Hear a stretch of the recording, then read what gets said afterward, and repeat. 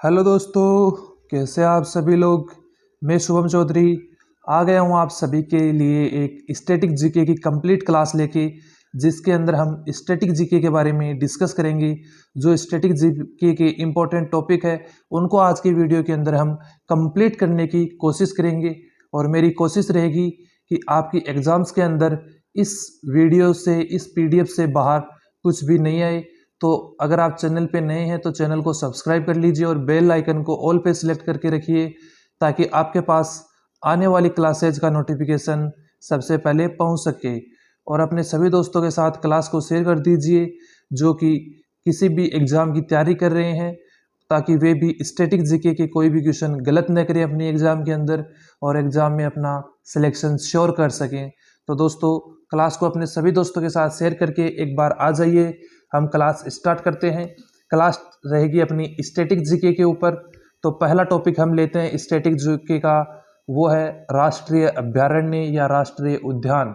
तो आपको पहला क्वेश्चन पूछा जाता है कि जो कान्हा मध्य प्रदेश है उसके अंदर कौन कौन से अभयारण्य और राष्ट्रीय उद्यान स्थित है। तो याद रखिएगा, जो मध्य प्रदेश है उसके अंदर 4 इम्पोर्टेंट अभयारण्य या राष्ट्रीय उद्यान स्थित हैं। पहला है कान्हा, दूसरा है पेंच, तीसरा है रुद्रसागर, चौथा है बांधवगढ़। जिन जिन को मैं इम्पोर्टेंट लगवाता हूँ उन सभी को आप इम्पोर्टेंट लगाते चलिए और अपनी नोटबुक के अंदर नोट डाउन कर लीजिए। ये क्वेश्चन आपकी एग्जाम में जरूर पूछे जाएंगे। तो मध्य प्रदेश से आपको पूछा जाता है एक तो कान्हा, एक बांधवगढ़ और एक पेंच। ये जो रुद्रसागर है ये बहुत कम पूछे जाने वाला है, लेकिन मध्य प्रदेश एमपी के अंदर 4 हैं, कान्हा, पेंच, रुद्रसागर और बांधवगढ़। और जो मध्य प्रदेश है इसको वन प्रदेश भी क्या कहा जाता है, क्या कहा जाता है, वन प्रदेश भी कहा जाता है। तो ये आप फैक्ट्स याद रखना, जो एक्स्ट्रा फैक्ट आपको बताते चल रहा हूँ वो भी आप ये एग्जाम के अंदर पूछे जा सकते हैं। तो मध्य प्रदेश में 4 हो गए, कान्हा, पेंच, रुद्रसागर, बांधवगढ़। नेक्स्ट आता है अपना अरुणाचल प्रदेश। तो इसको आप वेरी वेरी इंपॉर्टेंट लगा लीजिए, ये बहुत बार पूछा भी गया है कि अरुणाचल में कौन सा है।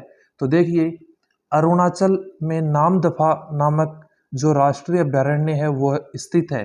तो आप इसको इस तरह से याद कर सकते हैं कि जो चीनी थे, चीन के लोग हैं, वो अरुणाचल प्रदेश पे कब्जा करके बैठे थे कि अरुणाचल प्रदेश का कुछ हिस्सा उन्होंने कैप्चर कर रखा था।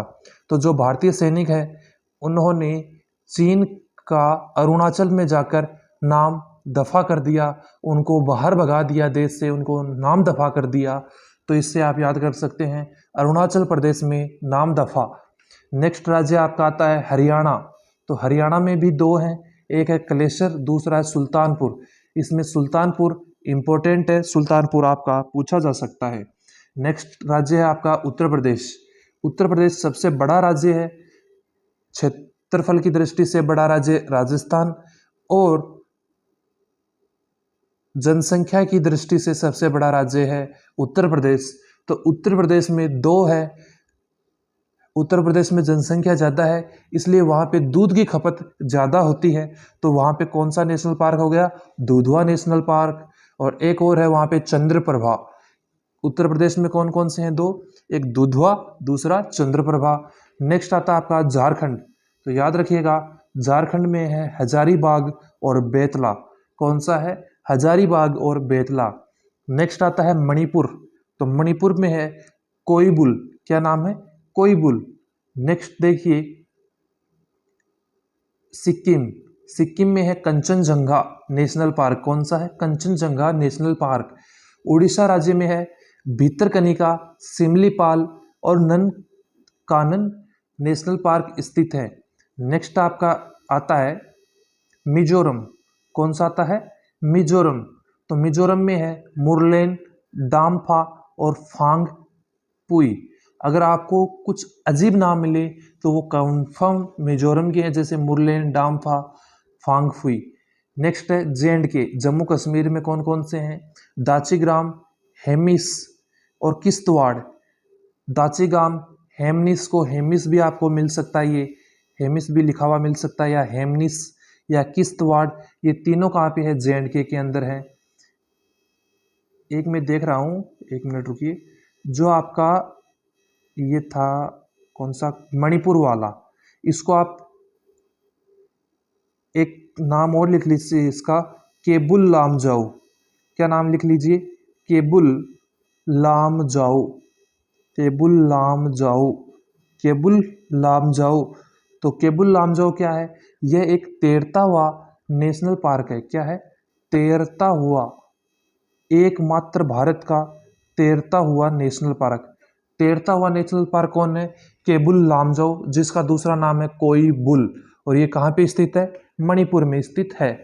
नेक्स्ट देखिए, सुंदरवन, बुक्सा, सिंधालीला कहाँ पे स्थित है? ये तीनों पश्चिम बंगाल के राष्ट्रीय पार्क हो जाएंगे। नेक्स्ट आता है आपका असम। तो असम का जो इम्पोर्टेंट है और वो बार बार पूछे जा रहे हैं एग्जाम के अंदर, वो है काजीरंगा और मानस। कौन से हैं? काजीरंगा और मानस। नेक्स्ट आता है आपका महाराष्ट्र। तो महाराष्ट्र से जो बोरीवली या संजय गांधी है, ये बहुत बार पूछा भी गया है और आगे भी पूछा जाता रहेगा, तो इसको आप इम्पोर्टेंट लगा लीजिए। और तंसा और गामल ये इतने ज़्यादा नहीं पूछे जाते हैं। और अंडमान निकोबार से सैंडल पीक और फोसिल कैंप बेल, ये दोनों इम्पोर्टेंट है, दोनों पूछे जाते हैं एग्जाम के अंदर। नेक्स्ट आता है अपना राजस्थान। तो राजस्थान में है केवलादेव गन्ना पक्षी विहार, रणथंबोर और सरिस्का। सरिस्का तो अलवर में, रणथंबोर भरतपुर और केवलादेव भरतपुर। तो गुजरात का आता है नेक्स्ट। गुजरात में दो हैं, गिर और वंसदा। कौन से हैं? गिर और Vansda national park. Next national park आते हैं आपके उत्तराखंड के। तो उत्तराखंड में देखिए जिम कॉर्बेट, नंदा देवी और राजा जी, तीनों ही इंपॉर्टेंट है। इन तीनों के बारे में आपको पूछा जाता है आपकी एग्जाम्स के अंदर। नेक्स्ट आता है आपका छत्तीसगढ़। तो छत्तीसगढ़ से है घासीदास, कांगेर और इंद्रावती। नेक्स्ट आते हैं आपके केरल से। तो आप सभी को पता होगा कि केरल के अंदर साइलेंट वैली और पेरियार राष्ट्रीय पार्क भी स्थित है और पेरियार झील भी स्थित है। नेक्स्ट आता है आपका कर्नाटक। तो कर्नाटक में है बांदीपुर, तुंगभद्रा, नागरहोल। नेक्स्ट आता है आपका पंजाब। तो पंजाब में है हरिके वेटलैंड। कौन सा है? हरिके वेटलैंड। नेक्स्ट आता है आपका तेलंगाना। तो तेलंगाना के अंदर है हरिना और किन्नर सानी। कौन सा है? किन्नर सानी और हरिना। नेक्स्ट है आपका गोवा। तो देखिए गोवा के अंदर 3 है। पहला है चोरा, दूसरा है नेत्रावली, तीसरा है महावीर। महावीर को आप इस तरीके से याद कर सकते हैं कि जो जैन धर्म है वो सबसे ज़्यादा इंडिया के अंदर गोवा के अंदर ही फैला हुआ है। सबसे ज़्यादा चर्च गोवा के अंदर है। तो जैनों के 24वें तीर्थंकर महावीर स्वामी के नाम से गोवा के अंदर चर्च भी है और राष्ट्रीय पार्क भी स्थित है। और ये जो महावीर वाला है गोवा का, वो सबसे ज़्यादा इम्पोर्टेंट है। इसको आप इम्पोर्टेंट लगा लीजिएगा, नोट डाउन कर लीजिए इसको। नेक्स्ट है आपका बिहार। तो बिहार का वाल्मीकि और कंवर लेक। वाल्मीकि सबसे ज़्यादा पूछे जाने वाला नेशनल पार्क है बिहार से, तो इसको भी आप याद कर लीजिएगा। नेक्स्ट आता है आपका नागालैंड। तो नागालैंड का है इंटांकी। क्या है? इंटांकी। नेक्स्ट आता है आपका मेघालय। तो मेघालय का है बलफकरम और नांग खिलेम। नेक्स्ट देखिए आप क्या आते हैं, कुछ राष्ट्रीय प्रतीक, नेशनल सिंबल जिनको हम बोलते हैं, उनके बारे में हम अभी डिस्कस करेंगे। इससे पहले हम क्लास के अंदर जो अपने नेशनल पार्क हैं और सेंचुरीज हैं, नेशनल सेंचुरीज हैं, नेशनल अभ्यारण्य है, राष्ट्रीय अभ्यारण्य और राष्ट्रीय उद्यानों के बारे में डिस्कस कर चुके हैं कि कौन सा अभ्यारण्य कहाँ पे है। जैसे दूधवा यूपी के अंदर है, जिम कॉर्बेट उत्तराखंड के अंदर है, काजीरंगा असम के अंदर है, मानस असम के अंदर है।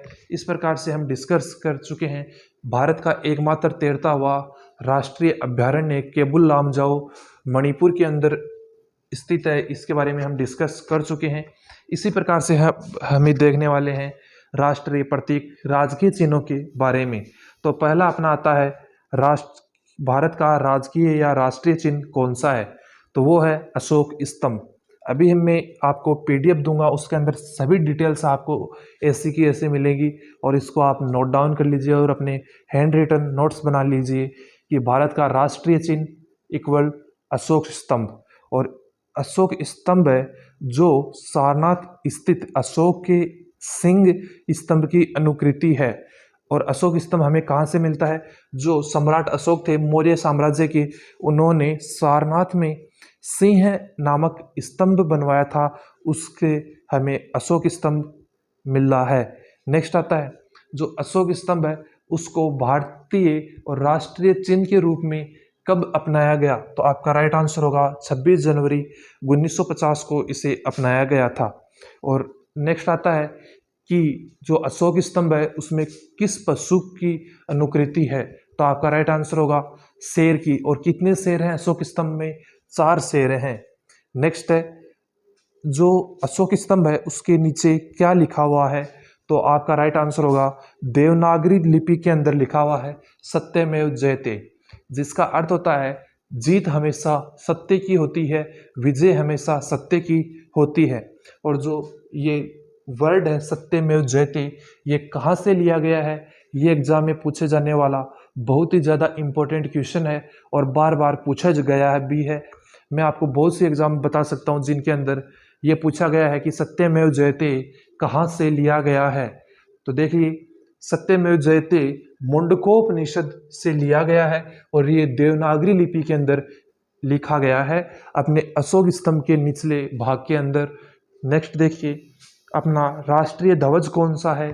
तो राष्ट्रीय ध्वज अपना तिरंगा, ट्राई कलर अपना राष्ट्रीय ध्वज है, नेशनल फ्लैग है। इसको कब अपनाया गया?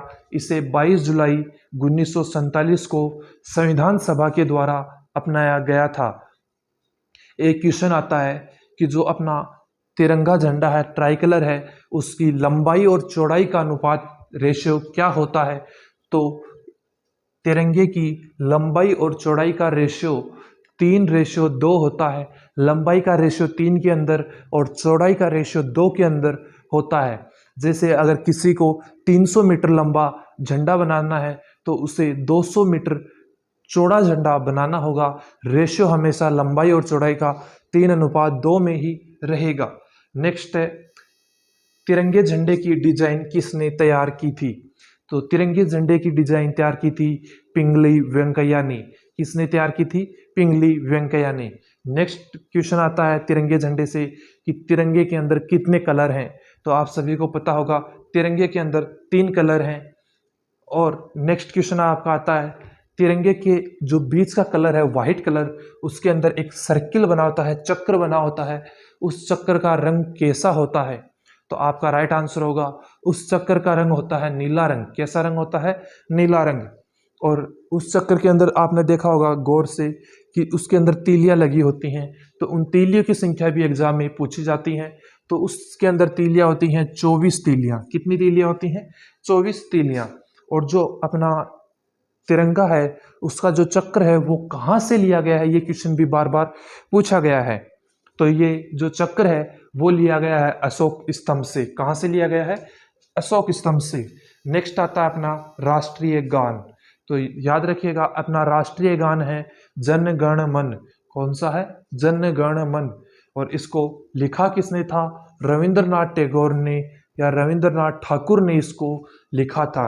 और इसे कब अपनाया गया? इसे अपनाया गया था 24 जनवरी 1950 को भारत के संविधान सभा द्वारा भारत के राष्ट्रगान के रूप में जन गण मन को अपनाया गया था। यह किसके द्वारा लिखित है? ये रविंद्रनाथ टैगोर के द्वारा लिखित है। रविंद्रनाथ टैगोर से एक बात और याद आती है आप सभी को, मैंने आपको क्लास के अंदर पढ़ाया था कि रविंद्रनाथ टैगोर वे व्यक्ति थे जिन्होंने जलियांवाला बाग हत्याकांड के बाद अपनी सर की उपाधि लौटा दी थी। तो याद रखिएगा सर की उपाधि लौटाने वाले व्यक्ति हैं रविंद्रनाथ टैगोर। और रविंद्रनाथ टैगोर भारत के प्रथम व्यक्ति हैं जिन्हें नोबेल पुरस्कार मिला था। और ये भी नोट डाउन कर लीजिए कि रविंद्रनाथ टैगोर को 1913 के अंदर पहला भारत का नोबेल मिला था। कि जो प्रथम भारतीय हों जिन्हें नोबेल मिला वो कौन है? रविंद्रनाथ टैगोर। और रविंद्रनाथ टैगोर को साहित्य का नोबेल मिला था। और नोट डाउन कीजिए कि ये भारत के प्रथम व्यक्ति हैं जिन्हें नोबेल पुरस्कार मिला। और नेक्स्ट क्वेश्चन आपका राष्ट्रगान से आता है कि राष्ट्रगान को कंप्लीट करने की जो अवधि है या समय है वो क्या है? तो याद रखिएगा कि राष्ट्रगान को कंप्लीट करने की अवधि होती है 48 से 52 सेकंड। ये तो होती है अवधि। आप 48 से 52 सेकंड के मध्य में राष्ट्रगान को कंप्लीट कर सकते हैं। और राष्ट्रगान की आती है शॉर्ट ड्यूरेशन। शॉर्ट ड्यूरेशन छोटी अवधि की, छोटे कम समय में राष्ट्रगान हम कितने समय में कंप्लीट कर सकते हैं। तो राष्ट्रगान की शॉर्ट ड्यूरेशन है 20 सेकंड। कितनी है? 20 सेकंड। जो राष्ट्रगान की शॉर्ट ड्यूरेशन है उसके अंदर हम राष्ट्रगान की पहली और अंतिम पंक्ति को कंप्लीट करते हैं 20 सेकंड के अंदर, और वो कंप्लीट राष्ट्रगान माना जाता है। नेक्स्ट है आपका सर्वप्रथम कब गाया गया राष्ट्रगान। तो याद रखिएगा, सरला देवी चौधराइन जी ने पहली बार 27 दिसंबर 1911 को कांग्रेस के कलकत्ता अधिवेशन में पहली बार राष्ट्रगान गाया था। और जो कलकत्ता अधिवेशन था 1911 का, उसके अध्यक्ष थे पंडित भीषण नारायण धर। कौन थे? पंडित भीषण नारायण धर। और गाया किसने था? सरला देवी चेदरानी ने पहली बार राष्ट्रगान गाया था। नेक्स्ट क्वेश्चन देखिए, यह मूल रूप से किस भाषा में लिखा गया है। तो आप सभी को पता होगा कि राष्ट्रगान मूल रूप से बांग्ला भाषा के अंदर लिखा गया है। और रविंद्रनाथ टैगोर से एक बात और याद आती है मुझे, और आपको भी आनी चाहिए क्योंकि मैंने आपको पढ़ाया है अपनी क्लासेज के अंदर, कि रविंद्रनाथ टैगोर ने भारत का राष्ट्रगान और बांग्लादेश का राष्ट्रगीत आमार सोनार बांग्ला भी लिखा है। तो ये भी आपको याद रहना चाहिए, एग्जाम में पूछा जा सकता है। नेक्स्ट देखिए, इसका अंग्रेजी में अनुवाद किसने किया। तो अंग्रेजी में अनुवाद किया गया था इसका 1919 में। ये वही साल है जब जलियांवाला बाग हत्याकांड हुआ था। और इसका अंग्रेजी में अनुवाद किया था मॉर्निंग सॉन्ग ऑफ इंडिया शीर्षक से रविंद्रनाथ टैगोर द्वारा। रविंद्रनाथ टैगोर ने इसका 1919 में इंग्लिश में अनुवाद किया और इसका नाम रखा मॉर्निंग सॉन्ग ऑफ इंडिया, कि भारत का सुबह का गान, कि भारत में सुबह का जो गान है वो जन गण मन होगा। और इसका 1911 में इस शीर्षक से रविंद्रनाथ टैगोर ने अंग्रेजी में अनुवाद किया। यह गान पहली बार 1912 में भारत विधाता विषय के तहत तत्वबोधिनी पत्रिका में प्रकाशित हुआ था। तो अगर आपको पूछा जाए कि लिखित रूप में जन गण मन राष्ट्रगान कब प्रकाशित हुआ, तो आपका राइट आंसर होना चाहिए 1912 के अंदर तत्वबोधिनी पत्रिका के अंदर पहली बार प्रकाशित हुआ था। राष्ट्रीय गीत अपना कौन सा है? वंदे मातरम। नेक्स्ट आपका आता है कि जो राष्ट्रगीत है उसके रचयिता कौन है। तो आप सभी को पता होगा कि जो राष्ट्रगीत है वंदे मातरम, उसकी रचना बंकिम चंद्र चटर्जी या बंकिम चंद्र चट्टोपाध्याय ने की थी। और वंदे मातरम कहाँ से लिया गया है, वंदे मातरम की रचना किस पुस्तक में की थी, तो वो की थी अपने उपन्यास आनंद मठ में। तो यहाँ से एक क्वेश्चन और बनता है कि आनंद मठ के रचयिता कौन है। तो आपका आंसर आना चाहिए बंकिम चंद्र चटर्जी। नेक्स्ट आता है कि राष्ट्रगीत वंदे मातरम को कब अपनाया गया। तो याद रखिएगा 24 जनवरी 1950 को राष्ट्रगीत वंदे मातरम को अपनाया गया था। नेक्स्ट आता है सर्वप्रथम राष्ट्रगीत वंदे मातरम किसने गाया। तो आप सभी को पता होगा कि 1896 ईस्वी के कांग्रेस के कलकत्ता अधिवेशन के अंदर रविंद्रनाथ टैगोर ने पहली बार राष्ट्रगीत वंदे मातरम गाया था। कब गाया था राष्ट्रगीत पहली बार? 1896 के कलकत्ता के कांग्रेस अधिवेशन में। किसने गाया था? रविंद्रनाथ टैगोर ने। उस समय कांग्रेस के अधिवेशन के अध्यक्ष कौन थे? रहीमतुल्ला सयानी। कौन थे? रहीमतुल्ला सयानी। नेक्स्ट आता है कि राष्ट्रगीत गाने की अवधि क्या है। तो आपका राइट आंसर होगा राष्ट्रगीत गाने की अवधि है 65 सेकंड। कितनी अवधि है? 65 सेकंड। और इसका अंग्रेजी में अनुवाद अरविंदो घोष ने किया था। नेक्स्ट आता है अपना राष्ट्रीय पंचांग या राष्ट्रीय कैलेंडर किस संवत पर आधारित है। तो आपका आंसर आना चाहिए कि जो हमारा राष्ट्रीय कैलेंडर या राष्ट्रीय पंचांग है वो शक संवत पर आधारित है। और आपका क्वेश्चन आता है नेक्स्ट कि शक संवत की शुरुआत कब हुई। तो शक संवत की शुरुआत 78 ईस्वी में कनिष्क के द्वारा की गई थी।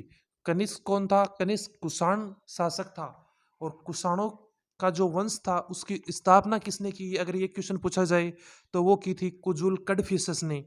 इन सभी को आप याद रखते चलिए। और कनिष्क के समय बौद्ध धर्म की चौथी बौद्ध संगति भी हुई थी। तो ये भी याद रखना कि बौद्ध धर्म की चौथी बौद्ध संगति कनिष्क के समय कुंडलवन कश्मीर के अंदर हुई थी, जिसके अध्यक्ष थे वसुमित्र और उपाध्यक्ष थे अश्वघोष। नेक्स्ट क्वेश्चन आपका आता है कि राष्ट्रीय पंचांग में माह या महीने कितने होते हैं? तो आपका राइट आंसर होगा 12 महीने। नेक्स्ट आता है इसे कब अपनाया गया? तो आप सभी को पता होगा कि राष्ट्रीय पंचांग या राष्ट्रीय जो कैलेंडर है उसे ग्रेगोरियन कैलेंडर, जिसके अंदर हम जनवरी फरवरी मार्च ये पढ़ते हैं, इसके साथ 22 मार्च 1957 को अपनाया गया था। और जो अपना शक संवत पे आधारित कैलेंडर है, राष्ट्रीय पंचांग है, उसका प्रथम माह है भी आपको पूछ सकता है एग्जाम्स के अंदर, तो वो होता है चैत्र माह है। कौन सा माह है? चैत्र। नेक्स्ट देखिए, सामान्य वर्ष में नववर्ष 22 मार्च को तथा लीप वर्ष में नववर्ष 21 मार्च को होता है। नेक्स्ट आपका आता है राष्ट्रीय मुद्रा चिन्ह कौन सा है? तो देखिए, जो राष्ट्रीय मुद्रा चिन्ह है वो आपका देवनागरी लिपि के अंदर और रोमन लिपि के अंदर लिखा गया है। अगर आपको पूछे कि जो अपना राष्ट्रीय मुद्रा चिन्ह है वो किन किन लिपियों के अंदर लिखा गया है, तो आप बोलेंगे कि जो अपना राष्ट्रीय मुद्रा चिन्ह है वो देवनागरी और रोमन लिपि के अंदर संयुक्त रूप से लिखा गया है। और इसके जो डिजाइनर का नाम है वो है डी उदय कुमार। कौन है? डी उदय कुमार। तो अगर आपको पूछा जाए कि राष्ट्रीय मुद्रा चिन्ह की डिजाइन किसने तैयार की, तो आपका राइट आंसर होगा डी उदय कुमार ने। और राष्ट्रीय मुद्रा चिन्ह के रूप में इसे कब अपनाया गया? इसे अपनाया गया था 15 जुलाई 2010 को। नेक्स्ट आपका आता है ओलंपिक से। अभी हम स्टैटिक जीके के अंदर खेलों के बारे में पढ़ेंगे। तो देखिए, अपना पहला खेल आता है ओलंपिक। तो ओलंपिक से रिलेटेड फैक्ट्स आप देखते चलिए, मैं आपको नोट डाउन करवाता चलता हूँ जो फैक्ट्स हैं वो, और आप एग्जाम की दृष्टि से ये बहुत ही ज़्यादा इंपॉर्टेंट फैक्ट्स है। हर फैक्ट से आपका एक क्वेश्चन बनता है, तो इनको आप याद करते चलिए और अपनी नोटबुक के अंदर नोट डाउन कर लीजिए, अपने हैंड रिटन नोट्स बना लीजिए। जो आपके हैंड रिटन नोट्स हैं वही एग्जाम टाइम पे आपके काम आएंगे। पीडीएफ से एग्जाम टाइम पे आपके द्वारा नहीं पढ़ा जा सकेगा। वैसे पीडीएफ के लिए आप हमारे टेलीग्राम चैनल को ज्वाइन कर लीजिएगा, उसका लिंक आपको डिस्क्रिप्शन बॉक्स के अंदर मिल जाएगा। तो देखिए, ओलंपिक खेलों की शुरुआत की बात आती है तो ओलंपिक खेलों की शुरुआत सबसे पहले हुई थी 776 ईस्वी के अंदर। कब हुई थी? 776 ईस्वी के अंदर ओलंपिक खेलों की शुरुआत हुई। 776 ईसा पूर्व है ओलंपिक खेलों की शुरुआत हुई। इनकी शुरुआत कहाँ से हुई? एथेंस, एथेंस यूनान। एथेंस जो कहाँ का शहर है? यूनान से 776 ईसा पूर्व ओलंपिक खेलों की शुरुआत हुई थी। नेक्स्ट आपको पूछा जाता है कि ओलंपिक खेलों का हेडक्वार्टर पे कहाँ है? तो वो है लुसाने, स्विट्जरलैंड। कहाँ पे है हेडक्वार्टर? Lausanne, Switzerland. नेक्स्ट आता है ओलंपिक ध्वज में कितने छल्ले बने हुए हैं? तो याद रखिएगा, ओलंपिक ध्वज के अंदर 5 छल्ले बने हुए हैं जो अलग अलग 5 महाद्वीपों को किसको रिप्रेजेंट करते हैं? 5 महाद्वीपों को रिप्रेजेंट करते हैं। जो ओलंपिक ध्वज के 5 छल्ले हैं वो क्या रिप्रेजेंट करते हैं? 5 महाद्वीपों को रिप्रेजेंट करते हैं। उनकी आकृति कुछ इस प्रकार बनाई गई है, आप देख सकते हैं कि जो ओलंपिक ध्वज के अंदर सर्किल होते हैं, छल्ले होते हैं, वो इसी प्रकार के होते हैं और वो 5 कॉन्टिनेंट्स, 5 महाद्वीपों को दर्शाते हैं। नेक्स्ट देखिए, 5 छल्ले महाद्वीपों को दर्शाते हैं और इनके कलर भी अलग अलग होते हैं सभी छल्लों के। तो देखिए, पहला कलर आता है अपना नीला कलर। कैसा नीला कलर आता है? नीला कलर। तो नीला कलर दर्शाता है यूरोप महाद्वीप को। कौन से महाद्वीप को? यूरोप महाद्वीप को। नेक्स्ट आता है अपना कलर पीला। तो पीला कलर अपने एशिया महाद्वीप को दर्शाता है। नेक्स्ट कलर आता है अपना काला रंग। तो काला रंग दक्षिण अफ्रीका को दर्शाता है। किस महाद्वीप को दर्शाता है? अफ्रीका महाद्वीप को। नेक्स्ट कलर आता है हरा, तो हरा ऑस्ट्रेलिया महाद्वीप को दर्शाता है। और जो लाल रंग का छल्ला होता है वो उत्तरी और दक्षिणी अमेरिका को दर्शाता है। नेक्स्ट देखिए, ध्वज की पृष्ठभूमि किस कलर की है? तो ध्वज की जो पृष्ठभूमि है वो सफेद रंग की है। कैसी है? सफेद रंग की। नेक्स्ट आता है आपका इंडियन इंटरनेशनल ओलंपिक कमेटी या इंटरनेशनल अंतर्राष्ट्रीय ओलंपिक संघ आईओसी के वर्तमान अध्यक्ष कौन है? तो आपका राइट आंसर होगा थॉमस बाक। कौन है? Thomas Bach. और ये कहाँ के हैं? जर्मनी के हैं। नेक्स्ट क्वेश्चन देखिए, महिलाओं ने ओलंपिक में भाग लेना कब शुरू किया? तो महिलाओं ने सर्वप्रथम ओलंपिक में 1900 के वर्ष में भाग लिया। 20वीं शताब्दी के शुरुआत में पहली बार महिलाओं ने ओलंपिक को ज्वाइन किया था। नेक्स्ट आता है, सबसे अधिक बार ओलंपिक लंदन में हुए हैं और कब कब हुए हैं? 1908, 1948, 2012 हुए हैं। 2020 के जो ओलंपिक हैं वो टोक्यो के अंदर हुए थे, लेकिन जो 2020 में टोक्यो ओलंपिक थे उन्हें कोविड-19 के कारण 2021 में कंप्लीट करवाया गया। नेक्स्ट जो करंट के अंदर आपको क्वेश्चन पूछा जा सकता है वो है 2021 में ओलंपिक का शुभंकर क्या था? तो वो था मिराई तोवा और सोमाएटी। क्या था? मिराई तोवा और सोमाएटी 2021 में ओलंपिक का शुभंकर था। नेक्स्ट क्वेश्चन आपको पूछा जा सकता है कि 2024 के ओलंपिक कहाँ पे होंगे? तो याद रखिएगा 2024 के ओलंपिक फ्रांस के पेरिस शहर के अंदर करवाए जाएंगे। और अगला क्वेश्चन है आपका 2028 के ओलंपिक कहाँ पे होंगे? तो याद रखिएगा 2028 के ओलंपिक अमेरिका के लॉस एंजल्स शहर में होंगे। अभी हम देखेंगे, अभी हमने जाना कि ओलंपिक में की शुरुआत कब हुई, ओलंपिक की जो ध्वज है उसके अंदर क्या है, उसकी पृष्ठभूमि क्या है, उसके जो छल्ले हैं वो किस महाद्वीप क्या दर्शाते हैं? 5 महाद्वीपों को दर्शाते हैं। उनके 5 अलग अलग कलर है, जैसे हरा कलर हो गया, पीला हो गया, नीला हो गया, काला कलर हो गया। इस प्रकार से उनके 5 कलरों के बारे में हमने जाना। महिलाओं ने पहली बार ओलंपिक में कब पार्टिसिपेट किया? 2020 के ओलंपिक कब हुए, कहाँ हुए, ये हमने जाना। इसके अलावा हमने जाना कि 2024 और 2028 के ओलंपिक भी कहाँ पे कंप्लीट होंगे, इसके बारे में भी हमने इस क्लास के अंदर डिस्कस किया। अभी हम डिस्कस करने वाले हैं ओलंपिक में भारत की क्या स्थिति है, कि ओलंपिक में भारत ने कब से पार्टिसिपेट करना शुरू किया और भारत ने ओलंपिक के अंदर क्या महारत हासिल की है और भारत के कितने मेडल्स हैं ओलंपिक के अंदर, इन सभी के बारे में हम जानकारी लेंगे।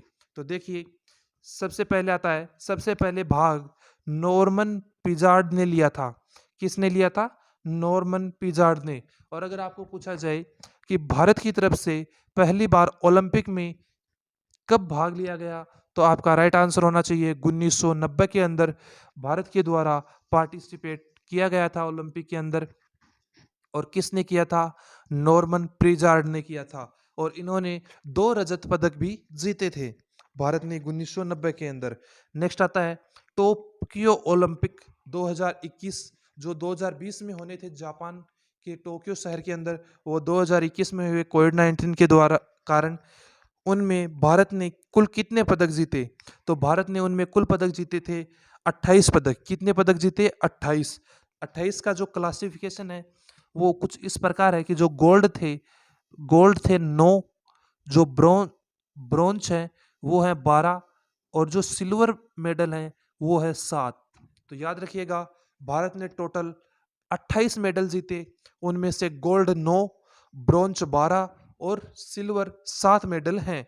और नेक्स्ट क्वेश्चन आता है कि हॉकी में कुल कितने पदक जीते?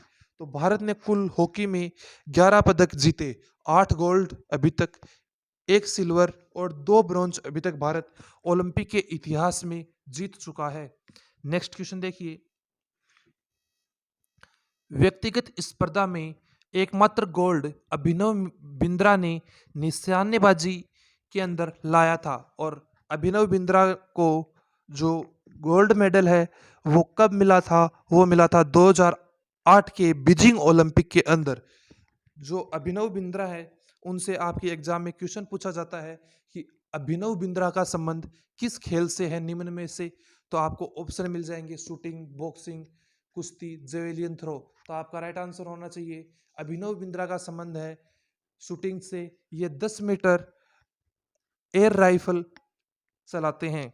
नेक्स्ट आता है आपका कि जो इंडियन ओलंपिक कमेटी है, आईओसी, इंडियन ओलंपिक कमेटी, भारतीय ओलंपिक संघ की स्थापना कब हुई। तो आपका राइट आंसर होगा 1924 के अंदर इंडियन ओलंपिक काउंसिल, भारतीय ओलंपिक परिषद की स्थापना की गई थी। इसके जो पहले अध्यक्ष थे वो किसे बनाया गया। तो ओलंपिक, भारतीय ओलंपिक के जो संघ थी या परिषद थी, उसका सबसे पहला अध्यक्ष JRD टाटा को बनाया गया था। किसे बनाया गया था? JRD टाटा को पहला अध्यक्ष बनाया गया। नेक्स्ट देखिए, वर्तमान में आईओसी, भारतीय ओलंपिक परिषद के अध्यक्ष कौन है? तो वो है नरेंद्र बत्रा। कौन है? नरेंद्र बत्रा। नेक्स्ट देखिए, ओलंपिक में पदक जीतने वाली प्रथम भारतीय महिला कौन थी? तो याद रखिएगा 2000 के सिडनी ओलंपिक में भारत को पहली बार कर्णम मल्लेश्वरी ने महिला के रूप में गोल्ड मेडल दिलवाया था। नेक्स्ट देखिए, अभी हम देखेंगे कि जो खेल शब्दावली है, आपकी एग्जाम्स के अंदर खेल शब्दावली से क्वेश्चन जरूर पुटअप होता है। तो अभी हम क्लास के अंदर खेल शब्दावली के बारे में जानेंगे। जैसे शॉट का संबंध किस खेल से है, जैसे अमृत दीवान कप कौन से खेल से संबंधित है? तो बैडमिंटन से। ध्यानचंद ट्रॉफी किस खेल से संबंधित है? तो हॉकी से। इस प्रकार जैसे आ जाएगा विजय हजारे ट्रॉफी का संबंध किस खेल से है? तो आप बोलेंगे क्रिकेट से। आपको आ जाएगा मर्डे का कप, जो मर्डेका कप है वो किस खेल से संबंधित है? तो आपका आंसर होना चाहिए जो मर्डेका कप है वो फुटबॉल से संबंधित है। इस प्रकार से आपके खेल शब्दावली से संबंधित क्वेश्चन आते हैं कि कौन सा खेल किस, जो कुछ ट्रॉफियां होती हैं, कुछ कप होते हैं, वो किस खेल से संबंधित होते हैं, उसके बारे में आपको पूछा जाता है। आगे मैं आपको कुछ शब्द करवाऊंगा जो पर्टिकुलर गेम्स से संबंधित होते हैं। जैसे LPW क्रिकेट से संबंधित होता है, गोल अपना फुटबॉल से संबंधित होता है। इस प्रकार के क्वेश्चन भी हम आज की क्लास के अंदर करेंगे। तो देखिए, अपना पहला खेल आता है हॉकी। कौन सा आता है? हॉकी। तो आप सभी को पता होगा कि हॉकी के भारत में सबसे ज़्यादा प्लेयर मेजर ध्यानचंद हुए हैं और वे हॉकी के जादूगर भी इंडिया के अंदर कहलाए और वे सबसे सुप्रसिद्ध और बोले तो वेल टैलेंटेड पर्सन थे हॉकी के प्लेयर के रूप में। और उन्हीं के नाम पर अभी वर्तमान में जो राजीव गांधी खेल रत्न पुरस्कार था, उसका नाम मेजर ध्यानचंद खेल रत्न पुरस्कार कर दिया गया है। उन्हीं के खेल से हम शुरुआत करते हैं कि हॉकी से रिलेटेड कौन कौन से कप आपकी एग्जाम में पूछे जाते हैं। तो देखिए, हॉकी से संबंधित पहला कप आता है आपका बेटन कप। कौन सा cup? Beighton cup. Next cup आता है आपका ध्यानचंद ट्रॉफी। मेजर ध्यानचंद के नाम पर ही इसका नाम रखा गया है। नेक्स्ट देखिए, सिंधिया गोल्ड कप। क्या आता है? Scindia gold cup. नेक्स्ट आता है मुरुगप्पा गोल्ड कप। क्या आता है? Murugappa gold cup. नेक्स्ट आता है हॉकी से संबंधित कप है वेलिंगटन कप। कौन सा? Wellington cup. नेक्स्ट खेल आता है अपना टेबल टेनिस। कौन सा आता है? Table tennis. तो देखिए, टेबल टेनिस के दो प्रमुख टूर्नामेंट हैं और उन्हीं के बारे में आपको पूछा जाता है। एक महिलाओं का है और एक पुरुषों का है। तो देखिए, टेबल टेनिस का जो महिलाओं का कप है उसका नाम है त्रावणकोर कप। क्या नाम है? त्रावणकोर कप। और जो पुरुषों का कप है उसका नाम है सेवेथलिंग कप। क्या नाम है? सेवेथलिंग कप तो है पुरुषों का, और जो त्रावणकोर कप है वो है महिलाओं का टेबल टेनिस का टूर्नामेंट है। नेक्स्ट अपना खेल आता है बैडमिंटन। कौन सा? बैडमिंटन। तो बैडमिंटन से संबंधित जो इंपॉर्टेंट है वो है उबेर कप और थॉमस कप। उबेर कप का संबंध महिलाओं से है और थॉमस कप का संबंध पुरुषों से है। इसके अलावा बैडमिंटन से रिलेटेड कप है Malaysian Open, Amrit Diwan Cup. कौन कौन से? Amrit Diwan Cup, Malaysian Open, Thomas Cup और उबेर कप। जो उबेर और थॉमस कप है वो आपके एग्जाम में ज़्यादा पूछे जाते हैं, तो इनको आप इम्पोर्टेंट लगा लीजिए। नेक्स्ट अपना खेल आता है गोल्फ। कौन सा? गोल्फ। तो गोल्फ को याद रखिएगा सबसे महंगा खेल भी कहा जाता है। क्या कहा जाता है गोल्फ को? सबसे महंगा खेल। और इसके जो कप हैं वो है राइडर कप, बाकर कप, डन हिल कप और सर्किट कप। याद रखिएगा जो गोल्फ है उसके कप है राइडर कप, बाकर कप, डन हिल कप और सर्किट कप। नेक्स्ट आता है अपना क्रिकेट। क्या आता है? क्रिकेट। तो क्रिकेट से संबंधित कप हैं Dilip Trophy, Deodhar Trophy, CK Naidu Trophy, Ranji Trophy, Vijay Hazare Trophy. ये सभी क्रिकेट से संबंधित ट्रॉफियां हैं, टूर्नामेंट्स हैं। नेक्स्ट अपना खेल आता है फुटबॉल। कौन सा? फुटबॉल। तो याद रखिएगा फुटबॉल से संबंधित है डूरंट कप, रोवर्स कप, संतोष ट्रॉफी, मर्डेका कप और कॉन्फेडरेशन कप। इसके अंदर जो आपका डूरंट और संतोष ट्रॉफी है उनको आप इंपॉर्टेंट लगा लीजिए। ये आपकी एग्जाम में बार बार पूछे जाते हैं। एक तो संतोष, एक डूरंट कप, ये दोनों एग्जाम में बार बार पूछे जाते हैं, तो इन सभी को इंपॉर्टेंट लगा लीजिए आप सभी लोग। 1 मिनट वेट कीजिए सभी लोग।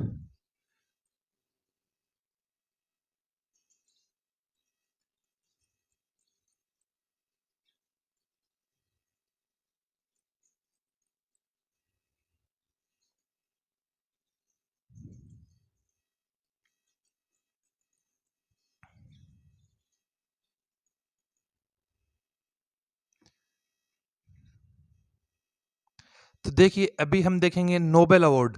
क्या देखेंगे? नोबेल अवार्ड, नोबेल पुरस्कार। तो याद रखिएगा जो नोबेल अवार्ड है वो शुरू हुआ था 1901 में। कब शुरू हुआ था? 1901 में। और इसकी शुरुआत का श्रेय जाता है अल्फ्रेड नोबेल। किसे जाता है? अल्फ्रेड नोबेल की याद में एक संस्था थी जिसने 1901 के अंदर नोबेल पुरस्कार की शुरुआत की थी। और यह संस्था कहाँ की है? स्टॉकहोम, स्वीडन की। कहाँ की है? स्टॉकहोम, स्वीडन की एक संस्था है जिसने अल्फ्रेड नोबेल की याद में नोबेल पुरस्कार की शुरुआत की 1901 के अंदर। नेक्स्ट आता है कि जो आपका नोबेल पुरस्कार है वो कितने क्षेत्रों में दिया जाता है? तो नोबेल पुरस्कार शुरुआत में 5 क्षेत्रों में दिया जाता था। कितने क्षेत्रों में दिया जाता था शुरुआत में? 5 क्षेत्रों में।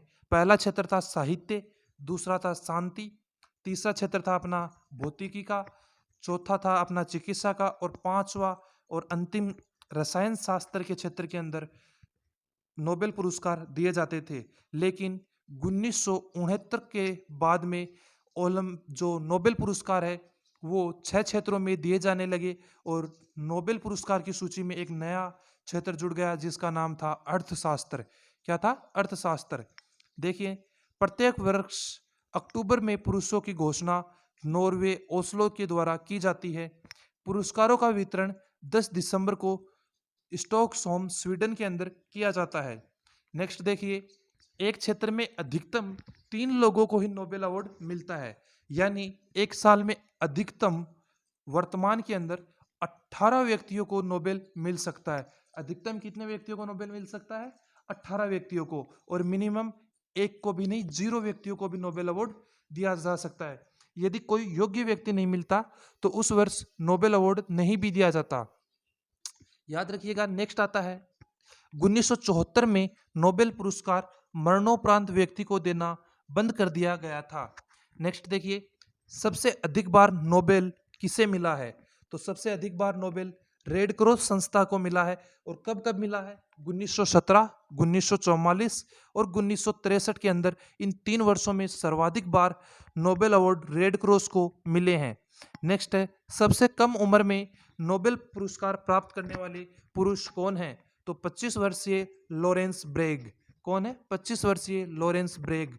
नेक्स्ट है सबसे कम उम्र में नोबेल अवार्ड प्राप्त करने वाली महिला, तो वो है 14 वर्षीय मलाला यूसुफजई। कौन है? 14 वर्षीय मलाला यूसुफजई। ये पाकिस्तानी महिला थी और इन्हें शांति का नोबेल अवार्ड दिया गया था। नेक्स्ट देखिए, सबसे अधिक उम्र में नोबेल प्राप्त करने वाले व्यक्तित्व है, तो वह है गुड इनफ। कौन है? Good enough. ये 97 वर्ष के थे जब इन्हें नोबेल अवार्ड मिला। नेक्स्ट है, 2 बार नोबेल प्राप्त करने वाले व्यक्ति कौन है? तो याद रखिएगा, 1903 में रेडियो सक्रियता और 1911 में रेडियम निष्कर्षण के लिए मैडम क्यूरी को 2 बार नोबेल अवार्ड से सम्मानित किया गया था। अभी हम देखेंगे नोबेल पाने वाले भारतीय कौन कौन हैं। तो सबसे पहले मैं आपको क्लासेज के अंदर बताता रहता हूँ कि भारत के रविंद्रनाथ टैगोर को सर्वप्रथम भारतीय के रूप में नोबेल अवार्ड मिला और ये प्रथम भारतीय थे जिन्हें नोबेल अवार्ड से सम्मानित किया गया। तो कमेंट बॉक्स में बताइएगा आप सभी कि इन्हें नोबेल अवार्ड कब दिया गया। मैं आपको बहुत बार करवा चुका हूँ ये चीज़। तो देखिए, रविंद्रनाथ टैगोर को गीतांजलि के लिए साहित्य का नोबेल 1913 के अंदर मिला था और ये प्रथम भारतीय थे जिन्हें नोबेल अवार्ड मिला। नेक्स्ट आते हैं अपने सीवी रमन। कौन आते हैं? सीवी रमन। ये रमन प्रभाव की खोज करने के कारण प्रसिद्ध हुए और ये एक बहुत ही अच्छे वैज्ञानिक थे। इन्हीं के जन्म दिवस के उपलक्ष्य में प्रतिवर्ष 28 फरवरी प्रतिवर्ष 28 फरवरी को क्या मनाया जाता है? 28 फरवरी को विज्ञान दिवस। क्या मनाया जाता है? 28 फरवरी को विज्ञान दिवस मनाया जाता है।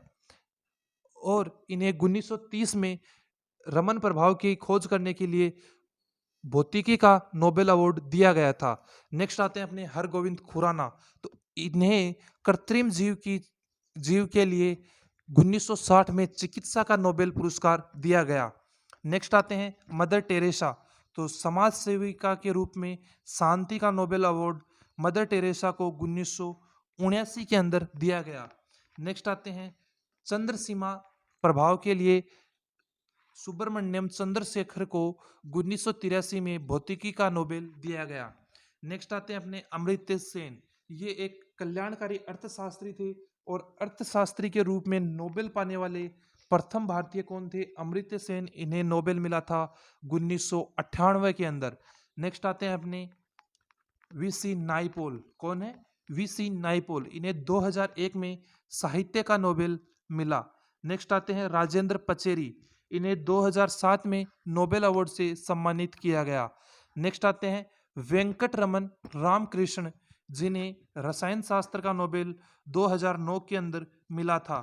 नेक्स्ट है अपने 2014 में कैलाश सत्यार्थी, जिन्हें मलाला यूसुफजई के साथ संयुक्त रूप से शांति का नोबेल अवार्ड मिला था। नेक्स्ट है अभिजीत बनर्जी। और याद रखिएगा, अभिजीत बनर्जी अंतिम भारतीय नोबेल पुरस्कार पाने वाले व्यक्ति हैं अभी तक।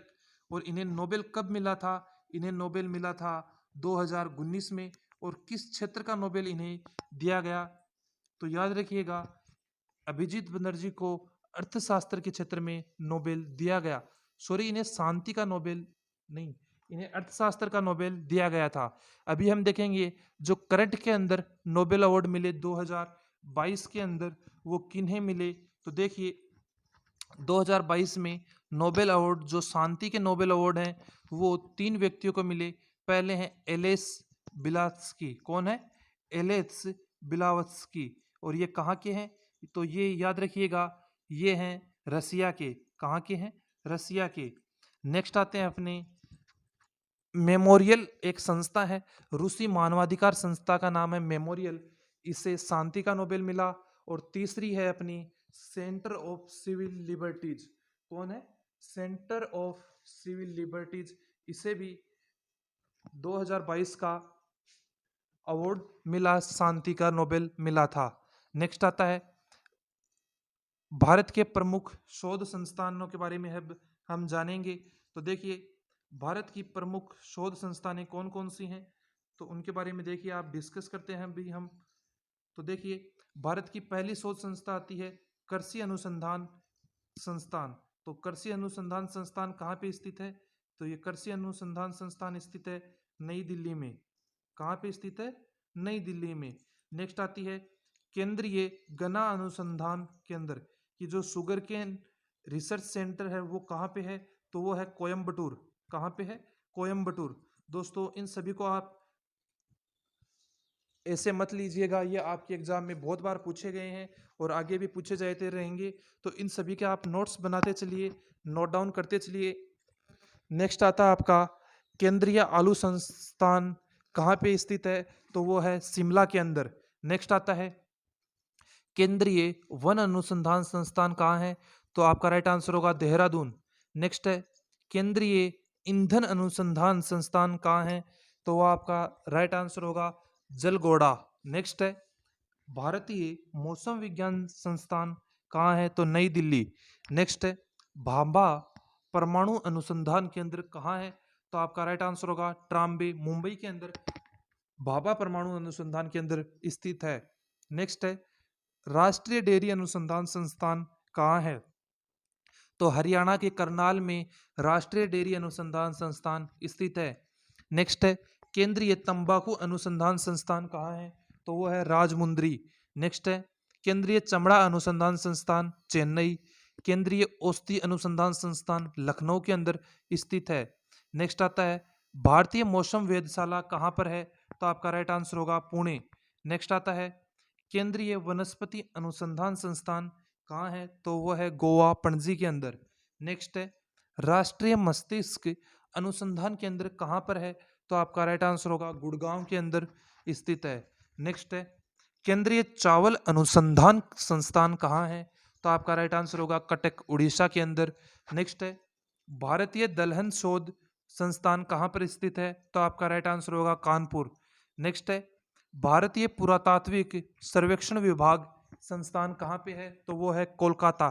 नेक्स्ट आता है आपका हल्दी अनुसंधान केंद्र कहाँ पर है, तो आपका राइट आंसर होगा तमिलनाडु के अंदर हल्दी अनुसंधान केंद्र स्थित है। नेक्स्ट क्वेश्चन आपका बनता है कि जो केंद्रीय खनन और तेल अनुसंधान इंडियन स्कूल्स ऑफ माइंस कहाँ पर है, तो आपका राइट आंसर होगा धनबाद में। और याद रखिएगा जो धनबाद है उसे कोयला नगरी के नाम से भी जाना जाता है। नेक्स्ट आता है आपका वैज्ञानिक तथा औषधि अनुसंधान परिषद कहाँ पे है, तो वो है अडियार चेन्नई के अंदर। नेक्स्ट क्वेश्चन आपका आता है भारत पेट्रोलियम संस्थान कहाँ है, तो आपका राइट आंसर होगा नई दिल्ली। कहाँ, सॉरी, देहरादून के अंदर पेट्रोलियम संस्थान स्थित है। नेक्स्ट आता है आपका केंद्रीय सड़क अनुसंधान संस्थान कहाँ है, तो आपका राइट आंसर होगा नई दिल्ली। नेक्स्ट है राष्ट्रीय ग्रामीण विकास संस्थान कहाँ है, तो आपका राइट आंसर होगा हैदराबाद। नेक्स्ट है केंद्रीय खाद्य प्रौद्योगिकी अनुसंधान संस्थान कहाँ है, तो आपका राइट आंसर होगा मैसूर। नेक्स्ट है भारतीय फिल्म एवं टेलीविजन संस्थान कहाँ पे है, तो आपका राइट आंसर होगा पुणे। नेक्स्ट है भारतीय हीरा संस्थान कहाँ पर है, राइट आंसर है सूरत। नेक्स्ट भारतीय विज्ञान संस्थान बेंगलुरु के अंदर है। नेक्स्ट आता है केंद्रीय भवन निर्माण संस्थान रुड़की। केंद्रीय विश्व अनुसंधान संस्थान लखनऊ। अखिल भारतीय आयुर्विज्ञान संस्थान नई दिल्ली और केंद्रीय नारियल अनुसंधान संस्थान कासरगोड केरल के अंदर स्थित है। नेक्स्ट आता है डीजल लोकोमोटिव वर्क्स कहाँ पे है, तो आपका राइट आंसर होगा वाराणसी। नेक्स्ट आता है केंद्रीय नमक और रसायन अनुसंधान संस्थान कहाँ है, तो भावनगर। नेक्स्ट है केंद्रीय भैंस अनुसंधान संस्थान केंद्र कहाँ है, हिसार हरियाणा के अंदर। नेक्स्ट है केंद्रीय आम संशोधन संस्थान लखनऊ के अंदर। नेक्स्ट है प्लाज्मा अनुसंधान केंद्र गांधीनगर में। केंद्रीय ट्रैक्टर संस्थान नई दिल्ली के अंदर। नेक्स्ट आता है आपका केंद्रीय लीची अनुसंधान केंद्र कहाँ पे है, तो वह है मुजफ्फरपुर बिहार के अंदर। नेक्स्ट आता है आपका केंद्रीय कपास अनुसंधान केंद्र, तो वो है नागपुर। नेक्स्ट आता है आपका राष्ट्रीय जैविक खेती केंद्र, तो वो है गाजियाबाद। नेक्स्ट आता है आपका केंद्रीय तिलहन अनुसंधान केंद्र, तो वो है आपका हैदराबाद। अभी हम देखेंगे नेक्स्ट नृत्य एवं उनसे संबंधित कलाकारों के बारे में। तो याद रखिएगा जो नाट्य शास्त्र की रचना भरत मुनि ने की थी भारत के अंदर, और भारत में कुल 8 शास्त्रीय नृत्य हैं। कितने नृत्य हैं शास्त्रीय? 8 शास्त्रीय नृत्य हैं। और इन 8 शास्त्रीय नृत्य से आपकी एग्जाम में क्वेश्चन पूछे जाते हैं, तो हम इनको कंप्लीट करेंगे आज की क्लास के अंदर। तो देखिए 8 शास्त्रीय नृत्य कौन कौन से हैं।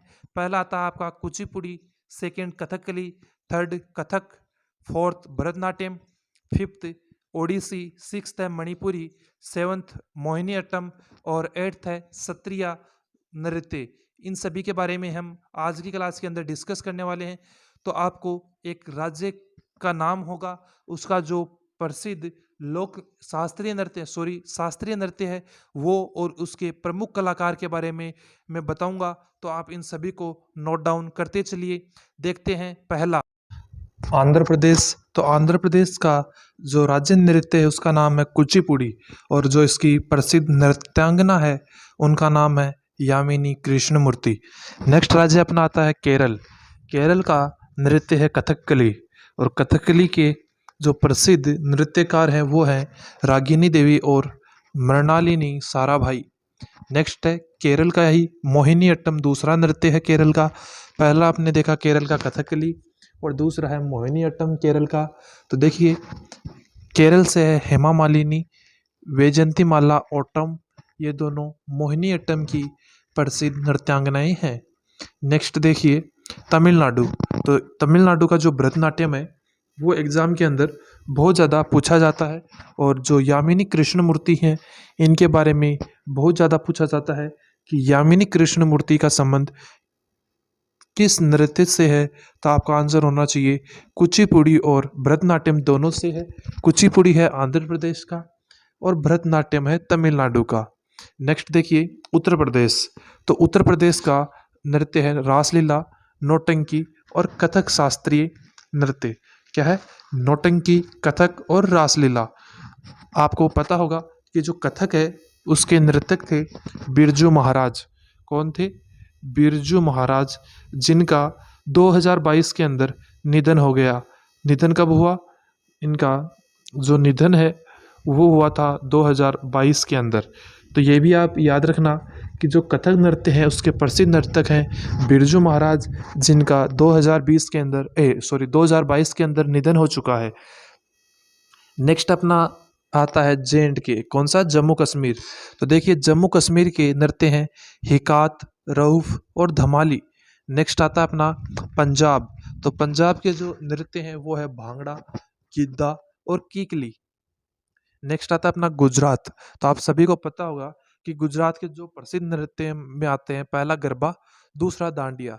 दोनों एग्जाम में बहुत बार पूछे गए हैं। इनके अलावा लास्य और टीप पानी भी गुजरात के प्रमुख नृत्य हैं। नेक्स्ट अपना आता है असम। तो असम से पूछा जाने वाला नृत्य है बिहू। कौन सा है? बिहू। और आपको मैंने शास्त्रीय नृत्य का प्रकार पढ़ाया था। आप सभी को बताया था कि शास्त्रीय नृत्य 8 प्रकार के होते हैं, और उनमें जो 8वां प्रकार था सत्रीय नृत्य, वो असम का शास्त्रीय नृत्य भी है। और देखिए जो असम से सबसे ज़्यादा पूछा जाता है वो है बिहू नृत्य, कि बिहू नृत्य का संबंध निम्न में से किस राज्य से है। तो आपका राइट आंसर होना चाहिए असम से। इन सभी के आप स्टार लगा लीजिए, इंपॉर्टेंट लगा लीजिए। जो मैं आपको अलग से करवा रहा हूँ वो आपकी एग्ज़ाम में बार बार पूछे जाते हैं, वो आपको बाई टंग याद होने चाहिए दोस्तों। नेक्स्ट अपना स्टेट आता है महाराष्ट्र। तो महाराष्ट्र के 2 प्रसिद्ध है, एक लावणी और सेकंड तमाशा। नेक्स्ट आता है अपना मणिपुर। तो मणिपुर का जो शास्त्रीय नृत्य है वो प्रसिद्ध है मणिपुर का। आप इजी वे में याद कर सकते हैं, मणिपुर का है मणिपुरी। कौन सा है? मणिपुरी। नेक्स्ट आता है अपना ओडिशा। तो ओडिशा का भी आप इजीली याद कर सकते हैं। ओडिशा के नाम पर ही ओडिसी नृत्य प्रसिद्ध नृत्य है। नेक्स्ट देखिए, नेक्स्ट आपका है गोवा। तो गोवा का जो प्रसिद्ध नृत्य है वो है मांडी। कौन सा है? मांडी नृत्य। नेक्स्ट आता है आपका कर्नाटक। तो कर्नाटक का जो नृत्य है वो है यक्षगान, और कर्नाटक का जो यक्षगान है वो एग्जाम में बहुत बार पूछा गया है। तो आप इसको इम्पोर्टेंट लगा लीजिएगा, जो यक्षगान है उसको इम्पोर्टेंट लगा लीजिए इसको। नेक्स्ट आपका आता है पश्चिम बंगाल। तो पश्चिम बंगाल के 2 प्रसिद्ध है काठी और कीर्तन। नेक्स्ट आता है हिमाचल प्रदेश। तो हिमाचल प्रदेश के 2 हैं धमान, लुड्डी और छाम, जिसको छाम को क्या कहा जाता है? असुर नृत्य के नाम से भी जाना जाता है। नेक्स्ट आता है उत्तराखंड। तो उत्तराखंड का जो गढ़वाली और कुमायूं है ये भी बहुत बार एग्जाम में पूछे गए हैं। इन दोनों को भी आप इम्पोर्टेंट लगा लेंगे, ये भी आपके एग्जाम में पूछे जाएंगे। नेक्स्ट आता है आपका झारखंड। तो झारखंड के दो हैं, सरहुल और छऊ। छऊ को आप इम्पोर्टेंट लगा लीजिए इसमें। नेक्स्ट आता है आपका छत्तीसगढ़। तो छत्तीसगढ़ का है पांडवानी।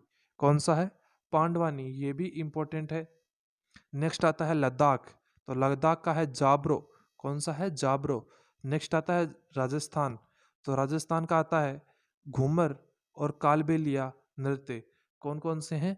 घूमर और कालबेलिया नृत्य। और आप सभी याद रखिएगा, जो कालबेलिया नृत्य हैं उसकी प्रसिद्ध नृत्यांगना है गुलाबो सपेरा। कौन है? गुलाबो सपेरा। गुलाबो सपेरा ने कालबेलिया नृत्य को विश्व स्तर पर प्रसिद्धि दिलवाई है। नेक्स्ट है बिहार। तो बिहार का है गंगिया। कौन सा है? गंगिया। नेक्स्ट आता है आपका मिजोरम। तो मिजोरम का है चेल्लम। नेक्स्ट आता है हरियाणा। तो हरियाणा के भी तीन है, धमाल, खेड़ा और मंजीरा। नेक्स्ट आता है आपका अरुणाचल प्रदेश। तो देखिए अरुणाचल प्रदेश के दो हैं, पहला है युद्ध नृत्य, दूसरा है मुखोटा नृत्य। तो जो आपका मुखोटा नृत्य है उसको आप इम्पोर्टेंट लगा लीजिए, ये आपकी एग्जाम की दृष्टि से इम्पोर्टेंट है। इम्पोर्टेंट युद्ध नृत्य भी है, लेकिन जो ज़्यादा इम्पोर्टेंट है वो मैं आपको लगवा रहा हूँ, वो आपको बाय टंग याद होने चाहिए। नेक्स्ट देखिए नागालैंड। तो नागालैंड के चार हैं, चोंग, खेवा और बास नृत्य। नेक्स्ट आता है अपना मेघालय। क्या आता है? मेघालय। तो मेघालय का है लाहो। क्या है? लाहो। अभी हम कुछ व्यक्तियों, कुछ जो इतिहास में प्रमुख व्यक्ति थे और उनके जो गुरु थे उनके बारे में डिस्कस करेंगे। इनके बारे में एग्जाम में बहुत ज़्यादा पूछा जाने लगा है। जो टीसीएस एग्ज़ाम करवाती है, टाटा कंसल्टेंसी सर्विस, जैसे एसएससी की कोई भी एग्ज़ाम है, उनके अंदर इनके बारे में बहुत ज़्यादा पूछा जा रहा है और ये लेटेस्ट टॉपिक भी है आपकी एग्ज़ाम की दृष्टि से। तो इनको आप कवर करते चलिए और अपनी नोटबुक के अंदर नोट डाउन करते चलिए। पहले आते हैं अपने चंद्रगुप्त मौर्य। तो याद रखिएगा, पहला जो व्यक्ति है वो व्यक्ति है, दूसरे उनके गुरु हैं। तो देखिए चंद्रगुप्त मौर्य के गुरु हैं चाणक्य। नेक्स्ट है सिकंदर। तो सिकंदर के गुरु हैं अरस्तु। नेक्स्ट है अरस्तु के गुरु कौन है? प्लूटो। कौन है? प्लूटो। नेक्स्ट आता है प्लेटो के गुरु कौन है? तो याद रखिएगा, जो प्लेटो है उनके गुरु है सुकरात। कौन है? सुकरात। एक बार फिर से याद कीजिए, सिकंदर के गुरु अरस्तु, अरस्तु के गुरु प्लेटो और प्लेटो के गुरु सुकरात। इनको आप याद कर लीजिए। नेक्स्ट है गोपाल कृष्ण गोखले के राजनीतिक गुरु कौन थे? तो वो थे महादेव गोविंद रानाडे। कौन थे? महादेव गोविंद रानाडे। नेक्स्ट आता है महात्मा गांधी के राजनीतिक गुरु कौन थे? तो वो थे गोपाल कृष्ण गोखले। और महात्मा गांधी के आध्यात्मिक गुरु थे राजचंद्र। कौन थे? राजचंद्र। नेक्स्ट आता है मुगल बादशाह जो अकबर था उसका शिक्षक कौन था? तो वो थे अब्दुल लतीफ़ ईरानी। कौन थे? अब्दुल लतीफ़ ईरानी इनका पूरा नाम था और ये अकबर के गुरु थे। नेक्स्ट देखिए अमीर खुसरो। तो अमीर खुसरो के गुरु का नाम है निजामुद्दीन औलिया। क्या नाम है? निजामुद्दीन औलिया। नेक्स्ट आता है तानसेन। तो तानसेन के गुरु थे शेख मोहम्मद गौश। नेक्स्ट आता है आपका शिवाजी। तो शिवाजी के गुरु थे समर्थन गुरु रामदास। कौन थे? समर्थन गुरु रामदास। नेक्स्ट है रविंद्रनाथ टैगोर। तो रविंद्रनाथ टैगोर के गुरु थे बंकिम चंद्र चटर्जी। नेक्स्ट आता है ए.ओ. ह्यूम, जो अंग्रेज अधिकारी थे और जिन्होंने 1885 के अंदर कांग्रेस, राष्ट्रीय कांग्रेस की स्थापना की। उनके गुरु थे एम.जी. रानाडे। नेक्स्ट है स्वामी विवेकानंद। तो याद रखिएगा, जो स्वामी विवेकानंद है उनके गुरु थे रामकृष्ण परमहंस। नेक्स्ट आता है आपका मीराबाई। तो मीराबाई प्रसिद्ध कृष्ण भक्त हुई हैं और ये श्रृंगार रस की और प्रेम रस की बहुत बड़ी लेखिका थी, कविताकार थी। और इनके जो गुरु हैं उनका नाम है रेदास। क्या नाम है? रेदास। नेक्स्ट है प्रमुख मेले एवं त्योहार की जो त्योहार है उनका संबंध किस राज्य से है। कुछ मेले हैं, वो मेले कहाँ पे आयोजित किए जाते हैं।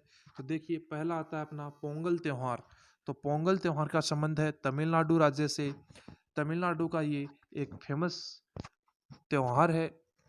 नेक्स्ट आता है पुष्कर मेला कहाँ पे लगता है।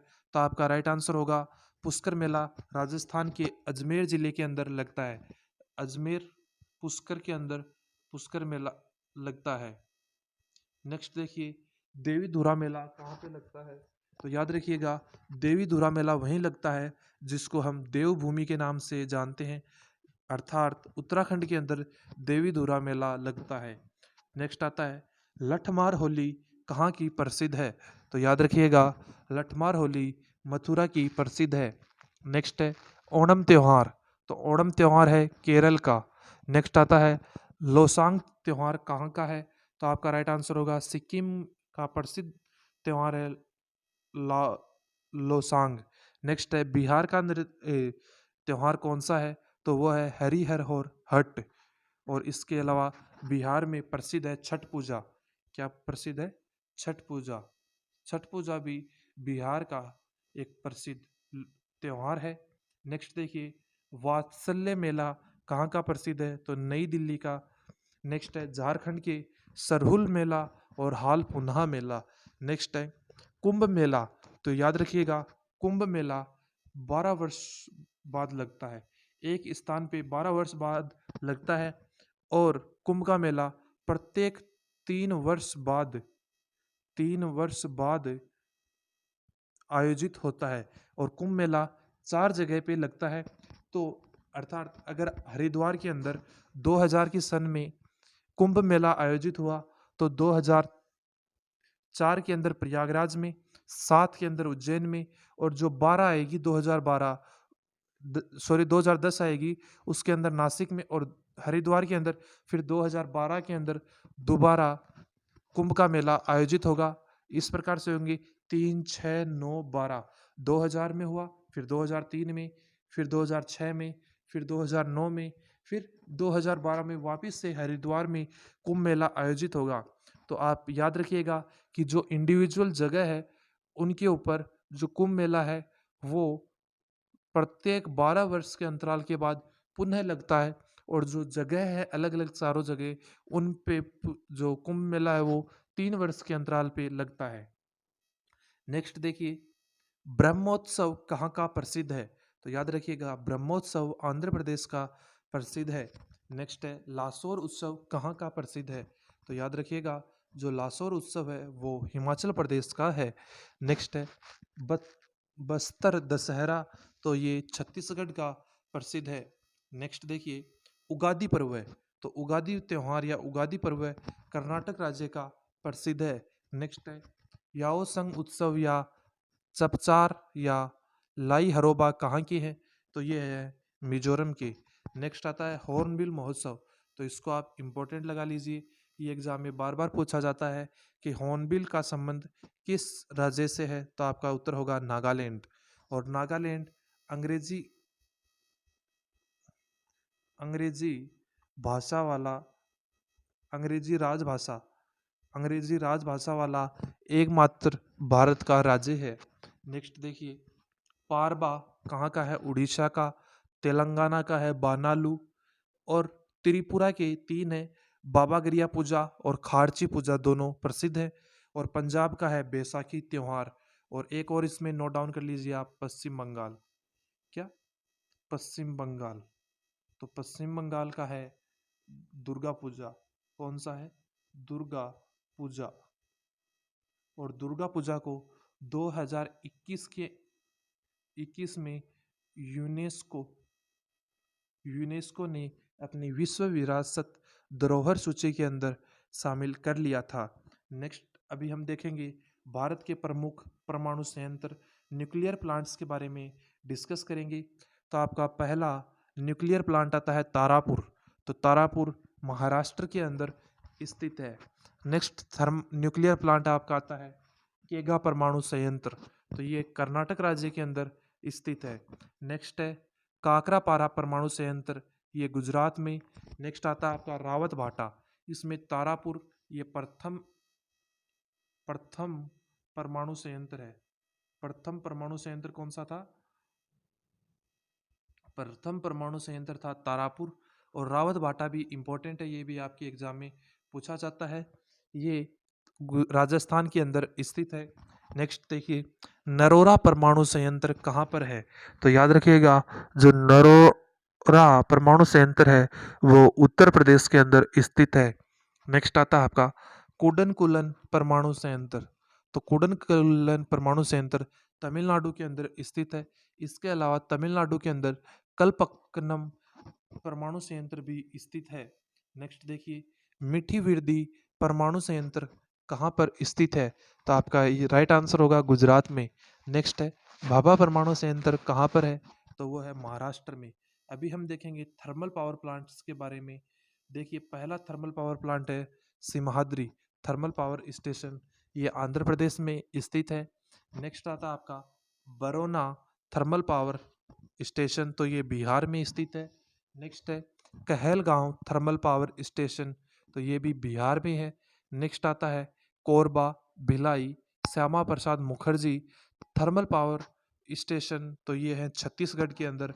नेक्स्ट आते हैं Rajghat Indraprastha Badarpur thermal power station, तो ये तीनों नई दिल्ली के अंदर स्थित है। नेक्स्ट है मोडा सिक्का थर्मल पावर स्टेशन, ये दोनों गुजरात राज्य के अंदर स्थित है। नेक्स्ट है बकेश्वर थर्मल पावर स्टेशन कहाँ पर है? तो ये पश्चिम बंगाल के अंदर स्थित है। दोस्तों, मैं आपको स्टैटिक जीके के कुछ टॉपिक्स आज कंप्लीट करवाया हूँ और कुछ टॉपिक्स और हैं जो मैं अगली क्लास में आपको कंप्लीट करवा दूंगा। और जो मैं क्लासेज लूँगा स्टैटिक जीके की, उनसे बाहर आपकी एग्ज़ाम में कोई भी क्वेश्चन नहीं आएगा। तो आप एक बार वीडियो देखिए, और अगर कुछ समझ में नहीं आता है तो आप मुझे अपना डाउट कमेंट बॉक्स के माध्यम से पूछ सकते हैं। और पीडीएफ के लिए आप हमारे टेलीग्राम चैनल एसकेसी डिफेंस एकेडमी को ज्वाइन कर लीजिए। और अगर आपको आज की क्लास पसंद आई तो अपने सभी दोस्तों के साथ शेयर कर दीजिए। एक बात और बता देता हूँ कि जो दिल्ली पुलिस के स्टूडेंट्स हैं वो इन क्लासेज को ज़रूर ले। स्टैटिक जीके दिल्ली पुलिस के अंदर बहुत पूछा जाता है। और अभी 1 सितंबर से दिल्ली पुलिस के फॉर्म फिलिंग स्टार्ट हो जाएगी और 30 सितंबर तक चलेगी। तो जिन स्टूडेंट्स ने अभी तक लाइसेंस नहीं बनवाया है वो जल्द से जल्द अपना लाइसेंस बनवा लीजिए, क्योंकि फॉर्म 1 सितंबर से स्टार्ट हो रहे हैं और 30 सितंबर तक फॉर्म चलेंगे। इसके अलावा जो आपकी दिल्ली पुलिस की एग्ज़ाम है वो नवंबर के अंदर होगी। तो आपकी एग्ज़ाम से पहले हम अपने यूट्यूब चैनल एसकेसी डिफेंस एकेडमी पे आपको जीके और साइंस, इसके अलावा कंप्यूटर भी आपको कंप्लीट करवाने की पूरी कोशिश करेंगे। और जो हम करवाएंगे आपको, उसी के अंदर से आपकी एग्ज़ाम में पूछा जाएगा। इस चैनल पे आपको वही करवाया जाएगा जो आपकी एग्ज़ाम के लिए इम्पोर्टेंट होगा, और वहीं से आपकी एग्ज़ाम के अंदर क्वेश्चन पुटअप होंगे। तो चैनल को सब्सक्राइब कर लीजिए और बेल आइकन को ऑल पे सिलेक्ट करके रखिए, ताकि आपके पास आने वाली क्लासेज का नोटिफिकेशन सबसे पहले पहुंच सके। तो दोस्तों, मिलते हैं अगली क्लास के अंदर। तब तक के लिए जय हिंद, जय भारत।